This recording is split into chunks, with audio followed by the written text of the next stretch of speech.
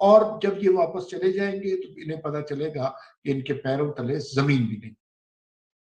बिल्कुल ठीक है।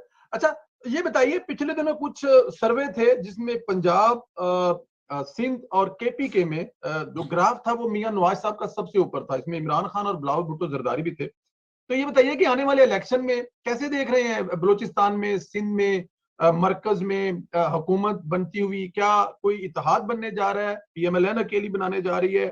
क्या लगता है आपको? दूसरा ये है कि नवाज शरीफ को सियासत से बेदखल करने वाले, निकालने वाले, अब तो बड़े ख्वाब देखे गए, किया भी गया, लेकिन इन सर्वे के मुताबिक तो वो बेताज बादशाह बने बैठे हैं सियासत। जी बिल्कुल, नवाज शरीफ की पॉपुलैरिटी में इजाफा हुआ है इन 3 साल, जिसमें बहुत ज्यादा क्रेडिट नवाज शरीफ के अलावा इमरान खान को जाता है। अगर वो इतनी बुरी गवर्नेंस ना करते, अवाम पर महंगाई के इतने पहाड़ ना तोड़ते, तो शायद ये कैफियत ना होती। सर्वेज में बहुत ज्यादा बिलीव नहीं करता, खाल खाल ही सर्वे सही होते हैं। यही सर्वेज कभी कुछ और बताते हैं, लेकिन इमरान खान की पॉपुलैरिटी कम हो रही है। ओवरऑल ट्रेंड देखा जाए, नवाज शरीफ की पॉपुलैरिटी बढ़ रही है। परसेंटेजेस पर हम नहीं जाते। तो अगले इलेक्शन में क्या नताइज हो सकते हैं, देखिए, मैंने गुज़िश्ता दिनों एक कॉलम भी लिखा था कि अगर फौरन, जो मेरी इत्तला के मुताबिक तो ये था कि फौरन ही 15-20 दिन के अंदर या महीने के अंदर इलेक्शन अनाउंस कर दिए जाएंगे। किस पार्टी की क्या तैयारी है, अब बारी बारी सबका सुनो।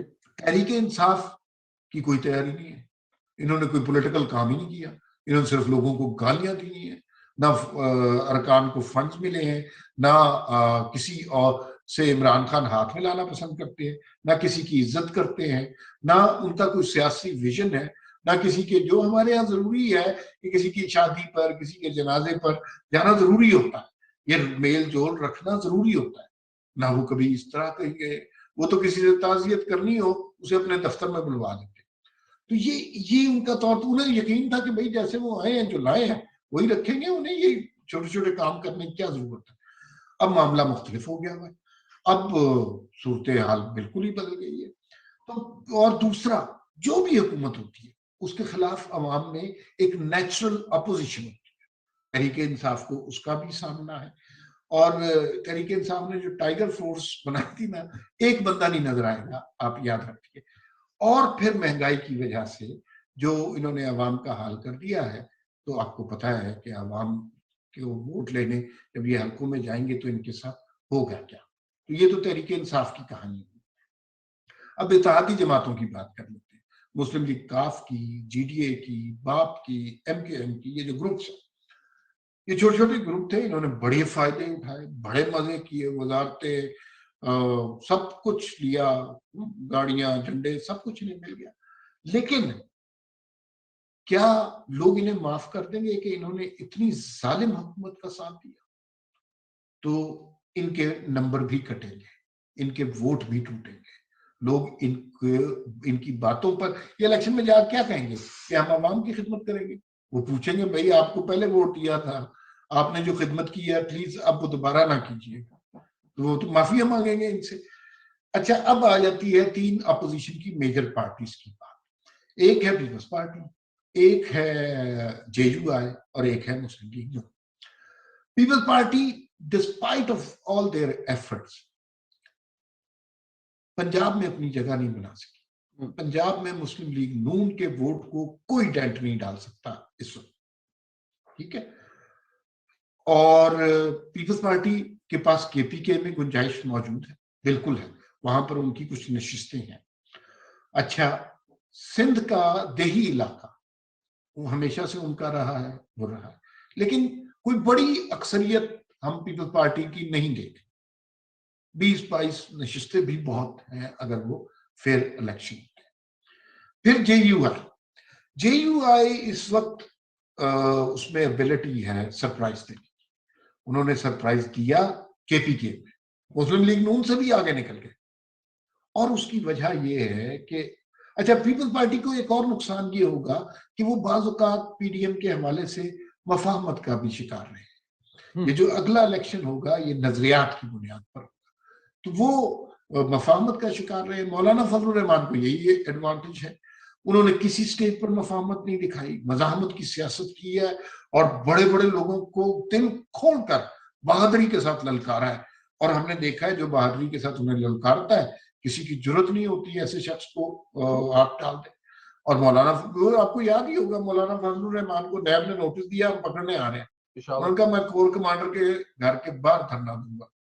उसके बाद ना नैब नजर आया ना नोटिस नजर आया। तो यही तरीका है एस्टेब्लिशमेंट से डील करने का।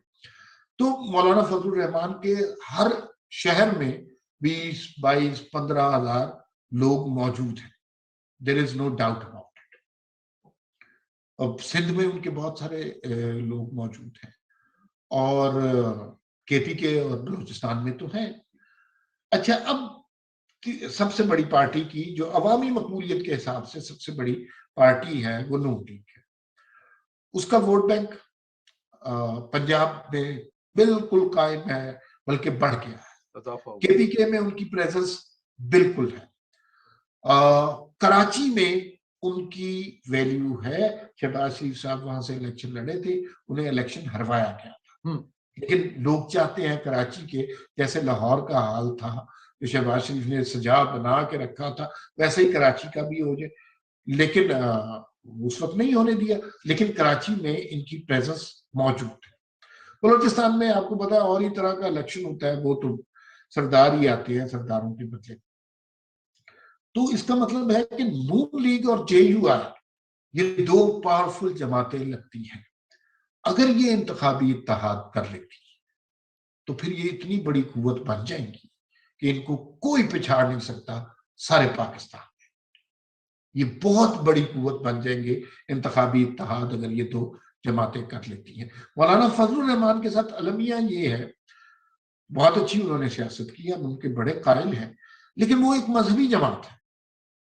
पाकिस्तान में जनरल इलेक्शन में कभी मजहबी जमातों को बहुत ज्यादा नशिस्तें नहीं मिलती, तो उन्हें भी इस इत्तेहाद की जरूरत है जहां पर उनके 10-15 हजार लोग हर शहर में मौजूद हैं। तो वो अगर नून लीग के टिकट होल्डर्स के साथ मिलेंगे, नशिस्तों पर कोई बातचीत ये कर ले, तो मेरे ख्याल में इसका फायदा इन दोनों जमातों को होगा। इन दोनों के इत्तेहाद को कोई नहीं हरा सकता। अगर अगर अगर अगर फेयर इलेक्शन होती, अगर धांधली नहीं होती, अगर आरटीएस वाले तमाशे नहीं होते। भाई अगर ये